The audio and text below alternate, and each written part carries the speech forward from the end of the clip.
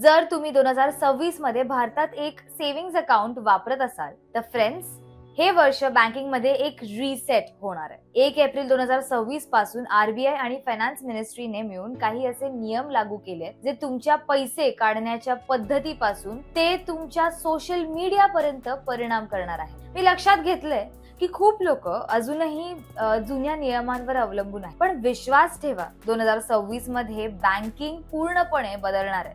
आजच्या या व्हिडिओमध्ये आपण असे 7 ते 8 मोठे बदल पाहणार आहोत जे जवळजवळ सगळ्यांवर थेट परिणाम करतील. म्हणून हा व्हिडिओ शेवटपर्यंत बघा, कारण एका छोट्याशा चुकीमुळे तुम्हाला लाखोंचं नुकसान होऊ शकतं. 1.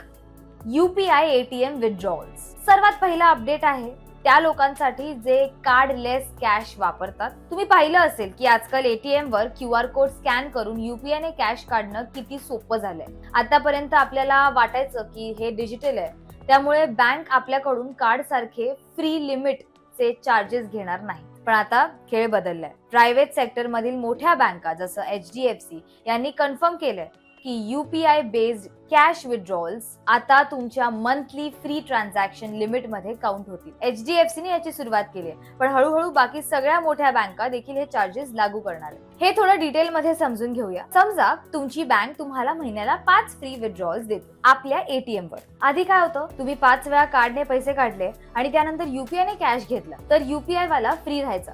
पण आता जर तुम्ही 3 वेळा कार्ड वापरला आणि 2 वेळा UPI ने QR स्कॅन करून कॅश घेतली तर तुमची 5 फ्री ट्रान्झॅक्शन्सची लिमिट तिथेच संपेल.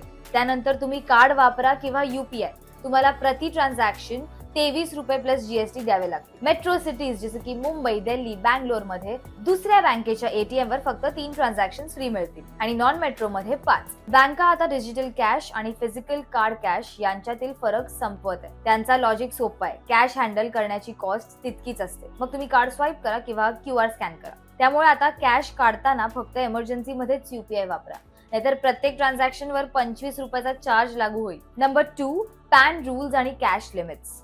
सो फ्रेंड्स, हा पॉइंट सर्वात इम्पॉर्टंट आहे आणि सर्वात जास्तीत जास्त लोक अडकतात. 2026 मध्ये कॅश ट्रान्झॅक्शन्स बाबत रिपोर्टिंग इतकी कडक झाली की तुमचा प्रत्येक मोठा खर्च थेट इन्कम टॅक्स डिपार्टमेंटच्या डॅशबोर्डवर दिसेल. तुम्ही न्यूज मध्ये पाहिलं असेल की आधार कार्डची इम्पॉर्टन्स कमी होत आहे आणि पॅन कार्ड अधिक महत्त्वाचं होत चाललंय. आता पॅन कार्डची रिक्वायरमेंट अजून जास्त ठिकाणी मॅन्डेटरी केली गेली. जर तुम्ही कार खरेदी करत असाल किंवा विकत असाल तर पॅन आवश्यक आहे. फक्त कार नाही, कोणताही हाय व्हॅल्यू खर्च, मग तो लक्झरी वॉच असो किंवा महाग फर्निचर, बँक आणि मर्चंटला लगेच रिपोर्ट करावा लागेल. रिपोर्टिंग इतकी कडक झालीये की अंडर द टेबल डील करणं जवळजवळ अशक्य होईल. याचा थेट परिणाम असा आहे की जर कोणी थोडाही हाय व्हॅल्यू ट्रान्झॅक्शन करत असेल तर बँक त्याची थेट माहिती इन्कम टॅक्स डिपार्टमेंटला देईल आणि IT डिपार्टमेंट मग तुमच्या इन्कमशी व्हेरीफाय करेल. पण हा हाय व्हॅल्यू ट्रान्झॅक्शन म्हणजे नेमकं काय? जर तुम्ही तुमच्या सेव्हिंग्ज अकाउंट मध्ये वर्षभरात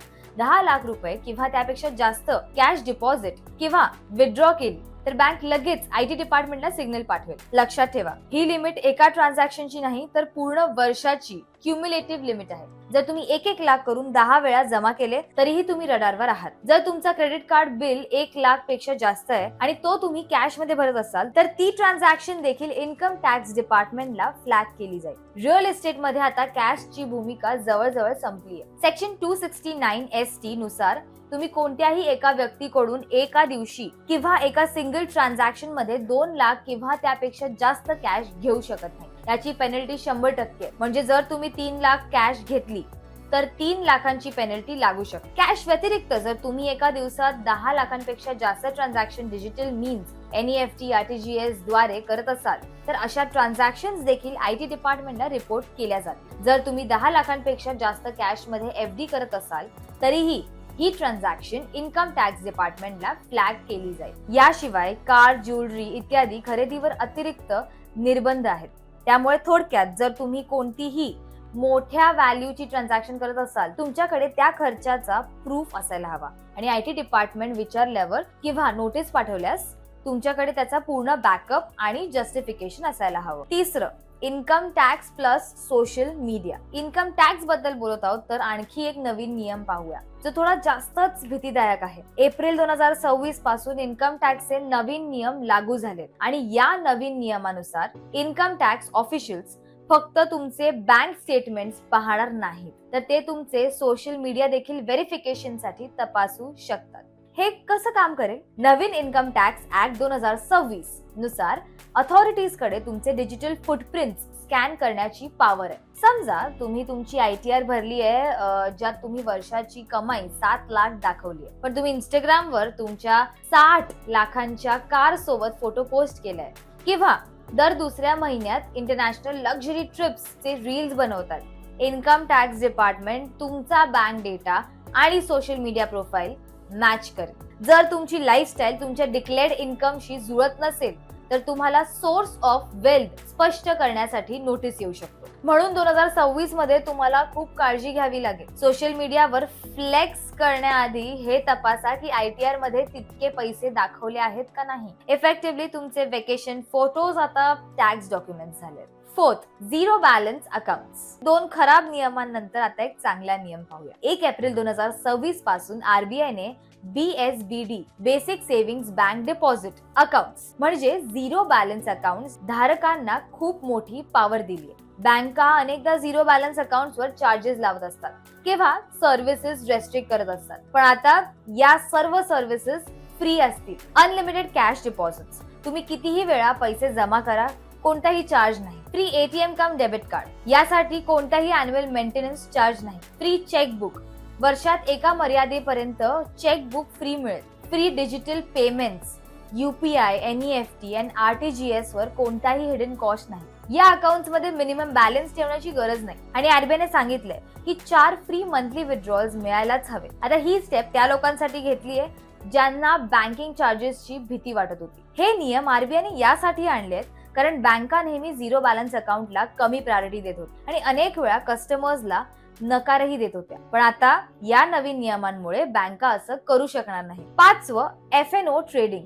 आता एक नियम स्टॉक मार्केटचा पाहूया. हा RBIच्या गव्हर्नन्स मध्ये येत नाही, याला सेबी गव्हर्न करते, पण हा खूपच महत्वाचा नियम आहे जो तुम्हाला माहित असायला हवा. जर तुम्ही फ्युचर्स आणि ऑप्शन्स F&O मध्ये ट्रेडिंग करून पैसे कमवण्याचा प्रयत्न करत असाल, तर 2026 पासून तुमची कॉस्ट ऑफ ट्रेडिंग वाढणार आहे. गव्हर्नमेंटने STT securities transaction tax वाढवलाय.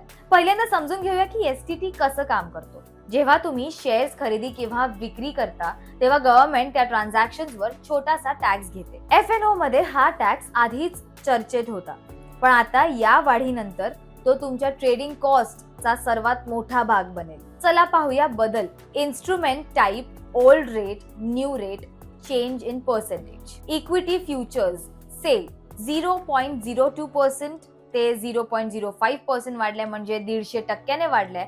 Options on premium sale 0.10% ते आता 0.15% झालंय, म्हणजे 50% वाढलंय. ऑप्शन्स ऑन एक्सरसाइज 0.13% पासून ते 0.15% पर्यंत, म्हणजे ऑलमोस्ट 20% वाढलंय. जर तुम्ही 10 लाखांचा फ्युचर कॉन्ट्रॅक्ट विकत असाल, तर आधी तुम्ही ₹200 STT भरत होता. आता 1 एप्रिल 2026 पासून त्याच ट्रेड साठी तुम्हाला ₹500 द्यावे लागतील. ही 150% वाढ तुमच्या प्रॉफिटला थेट कमी करेल. ऑप्शन्स ट्रेडिंग मध्ये टॅक्स आता 50% वाढलाय. आधी ₹10,000 प्रीमियम टर्नओव्हरवर 10 लाख होता, आता तो 15 लाख झालाय. चांगली गोष्ट म्हणजे इक्विटी डिलिव्हरी 0.1% आणि इंट्राडे कॅश 0.025% मध्ये कोणताही बदल नाही. त्यामुळे जर तुम्ही लॉंग टर्म इन्व्हेस्टर असाल, तर तुम्हाला काही चिंता करण्याची गरज नाही. 6वं, डिजिटल फ्रॉड कम्पेन्सेशन. आता पुन्हा एक चांगला नियम पाहूया ज्याचा खूप लोकांना फायदा होऊ शकतो. आजच्या काळात डिजिटल फ्रॉड ही खूप मोठी समस्या आहे. RBI ला देखील माहितीये की स्कॅमस्टर्स किती ऍडव्हान्स झालेत. त्यामुळे 1 जुलै 2026 पासून एक कस्टमर फ्रेंडली नियम येतोय. जर तुम्ही स्मॉल व्हॅल्यू डिजिटल फ्रॉड ₹50,000 पर्यंतचे बळी ठरलात, तर तुम्हाला तुमच्या नुकसानापैकी 85% पर्यंत कॉम्पेन्सेशन मिळू शकतं. कॅपिंग याची मॅक्झिमम लिमिट ₹25,000 आहे. द 5 डे रूल हा सर्वात महत्वाचा आहे. फ्रॉड झाल्यानंतर 5 दिवसांच्या आत तुम्ही बँकेला रिपोर्ट करणं आवश्यक असतं. उशीर केल्यास कॉम्पेन्सेशन मिळणं कठीण होईल. Once in a lifetime ही सुविधा तुम्ही आयुष्यात फक्त एकदाच क्लेम करू शकता. म्हणजे RBI तुम्हाला एक सेफ्टी नेट देतोय, पण पुढच्या वेळी सतर्क राहण्याची अपेक्षा आहे. 7वं, न्यू लोन रिकव्हरी रूल्स. आपण अनेकदा ऐकलंय की लोन रिकव्हरी एजंट्स लोकांना त्रास देतात, वाईट भाषा वापरतात किंवा रात्री उशिरा फोन करतात. आरबीआयने आता यावर कडक नियम आणले जेणेकरून ग्राहकांचे संरक्षण वाढेल. नवीन नियमानुसार नो हॅरासमेंट, बँक्स आणि NBFCs चे एजंट्स कोणत्याही ग्राहकाला शारीरिक किंवा मानसिक त्रास देऊ शकत नाही. स्ट्रिक्ट टायमिंग्स, एजंट्स फक्त सकाळी 8 ते संध्याकाळी 7 दरम्यानच कॉल किंवा व्हिजिट करू शकतात. प्रायव्हसी, ते तुमच्या नातेवाईकांना किंवा मित्रांना फोन करून तुम्हाला लाजिरवाणे करू शकत नाहीत. त्यांचा उद्देश फक्त लोन रिकव्हरीचा असावा. पेनल्टीज, जर कोणतीही बँक हे नियम तोडते तर आरबीआय त्यांच्यावर मोठी पेनल्टी लावेल आणि त्यांचा रिकव्हरी लायसन्स सस्पेंड होऊ शकतो. आता आपण याची समरी पाहूया. शेवटी तुमच्यासाठी माझे 3 मुख्य सजेशन्स आहेत. 1, एटीएम लिमिट्स मॉनिटर करा. आता कार्ड असो किंवा UPI, एटीएम विथड्रॉवलचा पूर्ण हिशोब ठेवा जेणेकरून अतिरिक्त चार्जेस लागू होणार नाही. दुसरं, digital record versus social media. सर्व हाय व्हॅल्यू खर्च डिजिटल मोडने करा आणि तुमची लाईफस्टाईल ITR शी जुळेल याची खात्री करा. तिसरं, फास्ट फ्रॉड रिपोर्टिंग. जर फ्रॉड झाला तर लगेच 1930 किंवा बँक पोर्टलवर 5 दिवसांच्या आत रिपोर्ट करा. व्हिडिओ आवडला असेल तर एक छानसा कमेंट नक्की करा. धन्यवाद.